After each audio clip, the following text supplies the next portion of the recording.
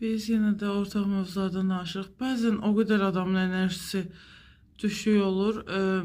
Yürüyüşə çıxa bilmirsən hava durumu ilə bağlı və ya bu və digər səbəblə bağlı.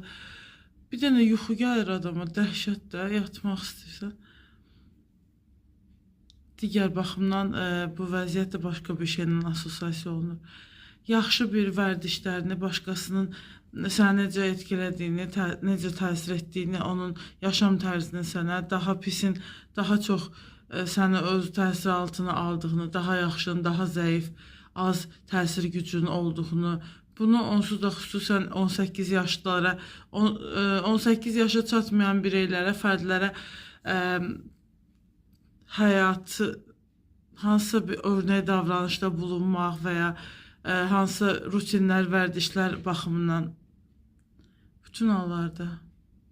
Daha önce heç fərqinə varmadığım binanın aşağı mərtəbəsində bir dənə ağac var. Üzərində yılbaşı ağacıdır da təbii ki.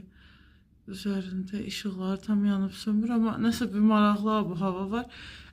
Bəzən olur uzaqdan görürsən, rəngli işıqlar, xırda işıqlar pəncərəyə falan taxılıb. Burada düşünmüşdüm ki, yəqin yolkanı, yılbaşı ağacını söküblər, cəsən söküblər. Xoş təsir bağışlayır uzaqdan. Bayram bu havası hər zaman insana xoş təsir bağışlayır. Başqasının sevindiyini, güldüyünü görmək. Eyni ilə də bəzən elə bir mühitə düşürsən ki, deyirsən, ayda bu nədir gəlmişəm. Yəni elə bir enerjisi var. Ətrafa baxırsan 1, 2, 3, 4, baxırsan, heç kim, 1-2 nəfər var təbii ki, normal, amma o həmişə deyirlər, bəlli cəmiyyətdə var, orada hər kəs asıq suratlıdır, heç kim gülmür, sevinmir. Keçən dəfə ChatGPT ilə bu və ya digər mənada fikir mübadiləsi aparıq. Nə fikir mübadiləsi idi? Normalda biz yalnızlığımızı, yəni var da elə adamlar, xəbərlər çıxır, deyirlər ki, yalnızlığını ChatGPT ilə söhbət edərək keçirir, onun üçün yaxşı olur. ChatGPT başqaları üçün də başqa bir mənada tapıntıdır ki, lazım olduğu sualı bilmədiyi şeyləri həmən tapmaq mənasında.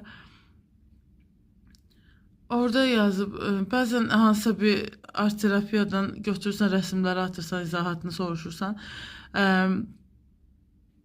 ya da bir şey olur, təsadüfən atırsan, orada başlayır kimisə bədən dilinin mimiklərini analiz eləməyə ki, necə görünür bu adam. Sən özünə aid dediyi o sözlər, hansı ki, sən də razılaşırsan təbii ki, öz bədən dili üzərində